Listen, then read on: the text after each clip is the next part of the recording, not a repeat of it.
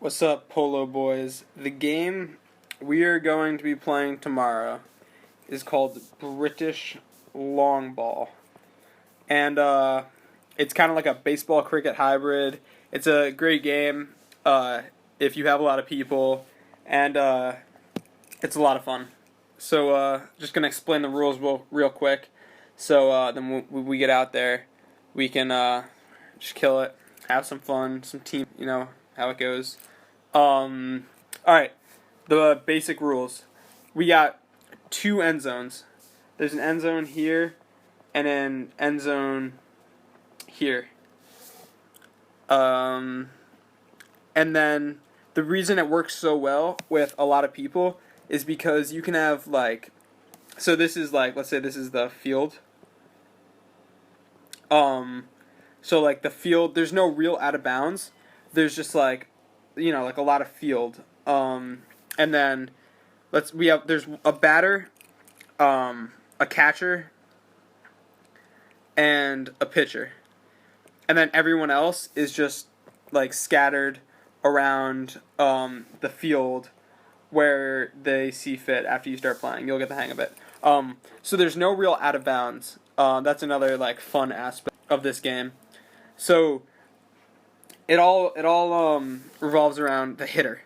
So let's say the pitcher is gonna pitch the ball. The hitter doesn't have to swing on any given pitch, but once he swings, whether or not he hits the ball, he has to run to this end zone.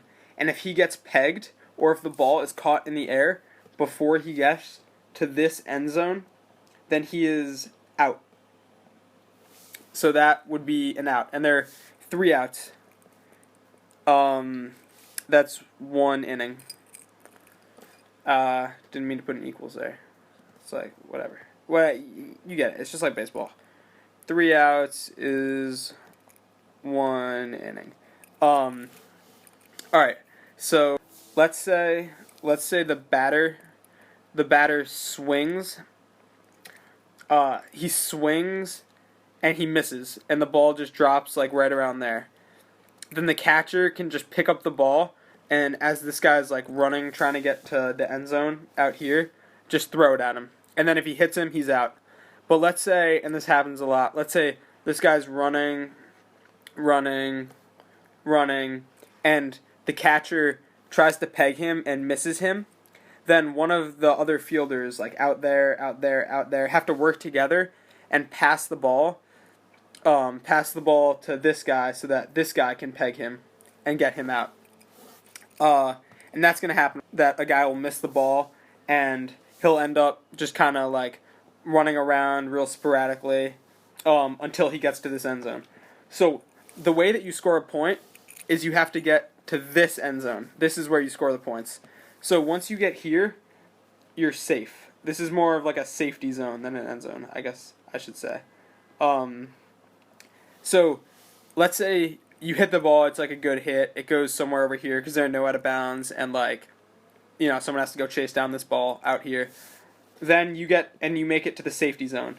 Then if the ball's still way out over here, then you can turn around and you can run back, and assuming you get back without getting hit or pegged or whatever, then that's 1 point. So if you score here, you get 1 point. And then let's say you make you get to the safety zone. You can either run back immediately for 1 point, or you can wait.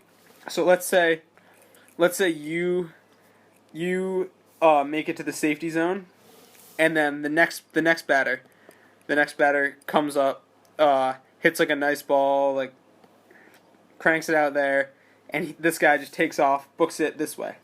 So now you got 2 people in this safety zone, and they wait, and then let's say the third batter in the order, real big hitter, Jake McKenzie-esque, he steps up to the plate, and he cranks it. He knocks the ball all the way out here. You still got your 2 guys who are in the safety zone, and they've been waiting out here.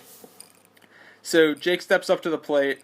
He cranks it, really rips one of Tyler's pitches, and it's way out here.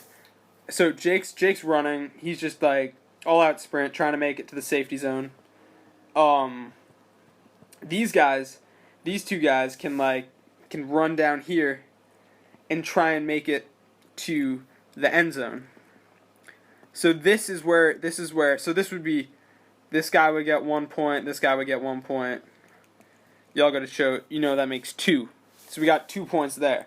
So really, let's say one of these guys, let's say this guy got the ball and it made it to him. Instead of pegging Jake, he would want to make like a long throw to one of these guys out here, who would then try and peg one of these guys.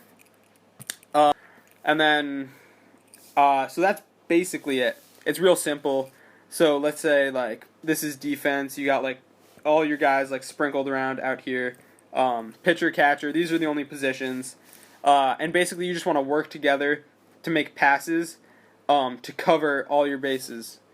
By bases I mean like all the field. So that if this guy is running here like that, trying to make it to, again, the safety, then you got to work together and pass the ball so that you can get him. And these guys, you can move around, and that's that. And then the guys on offense, they wait over here for their turn to bat. So those are the rules of... Oh, sorry. There's one thing I forgot to mention. I know, how's that possible?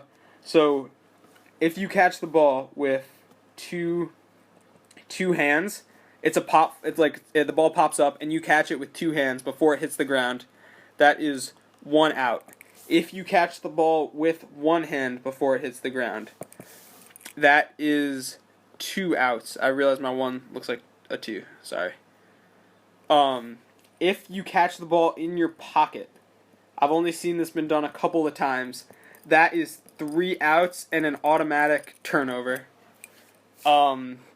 So I mean, like, this is what you're going for, but it's impossible. I recommend the one hand catch. Or for the less experienced guys, stick with the old 2-hander. Those are the rules to British long ball. I expect everyone to pass the test tomorrow. Big Mike and Anon, you guys especially, you'll be quizzed, and your scores will count to your GPAs. So study up, and let's get out there and have a good practice.